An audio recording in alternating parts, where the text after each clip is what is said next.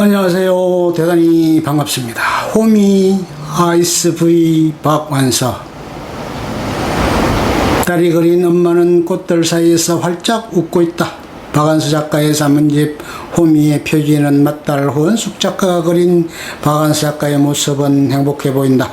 이런 엄마를 그린 딸의 마음도 덩달아 따뜻해졌을 것 같다. 2007년 초판이 출간되고 2011년 작가가 세상을 떠난 후 2014년 개정판 발간 후 2022년 재출간된 책이다. 글을 읽다 보면 작가가 여전히 어디선가 이 평범해 보이는 일상의 아름다움을 글로 쓰고 있을 것만 같던 기분이 든다. 두런두런 이야기하는 작가의 글은 아직도 옆에 살아있는 듯하다. 박완서 작가의 유명세에도 불구하고 사실 작가의 책을 제대로 읽기 시작한 것은 얼마 되지 않았다. 어릴 때는 기울여 듣지 않게 되던 이야기가 나이 먹으면서 자연스럽게 매력을 느끼게 되고 작가의 명성의 이유를 공감하게 되었다.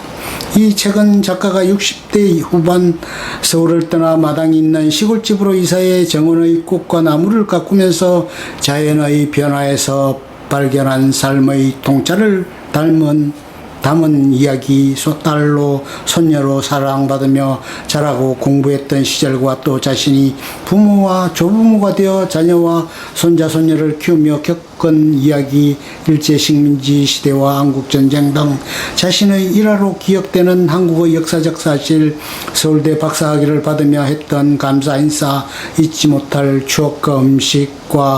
추억의 음식과 그 맛에 대한 기억, 중국이나 네팔 등 해외여행에서 보고 느낀 바, 고향에 대한 그리움을 갖고 찾은 개성공단 방문 이야기, 돈독했던 시어머니와 엄마에 대한 기억, 이이화 선생, 이문구 작가, 김상옥 작가, 박수건 화가, 조각가 이영학 등의 별세 후 인연이 있던 그들과의 일화와 소회, 그리고 특별히 맏딸 호은숙 작가에게 남긴 사랑과 신뢰의 당부 등이 담겨있다.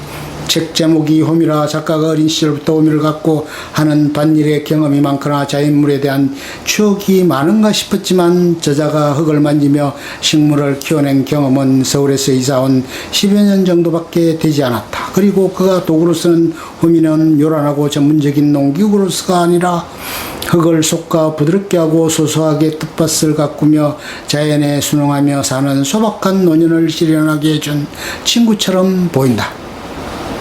작가는 매일 달라지는 마당의 꽃이나 나무의 변화를 알아차리며 말을 걸고 지나쳤던 소중한 과거의 기억들을 되짚으며 기억하고 소중한 사람들에게 감사의 인사를 남기며 또 천주교와 함께하는 장례식 모습을 상상하며 신앙을 통해 성숙한 삶의 방식을 찾아가면서 노년의 삶을 안정감 있게 꾸려가는 법을 안내하는 듯하다.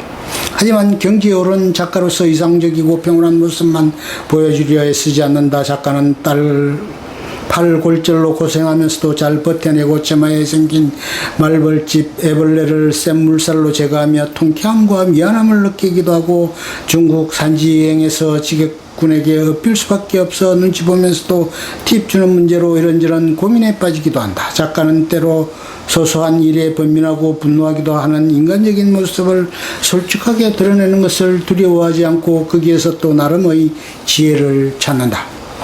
정치 혐오에 대한 대목이나 연장자에 대한 인정을 바라보는 부분 등 조금은 나와 생각이 다른 부분도 있다. 하지만 어떤 사람의 인생관을 모두 공감하고 이해할 수 있는 것은 불가능할 테니 내게 와닿는 부분에서 따스한 위로를 얻고 배울 점을 찾는다.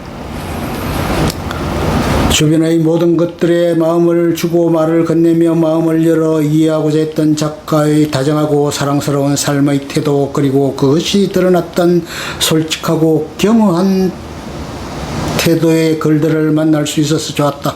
나는 노년의 삶은 어떤 모습이면 좋을지 생각할 수 있는 기회가 된 것도 좋았다. 그러나 가장 귀를 끌어당겨만 놓고 차마 잘라내지 못했다.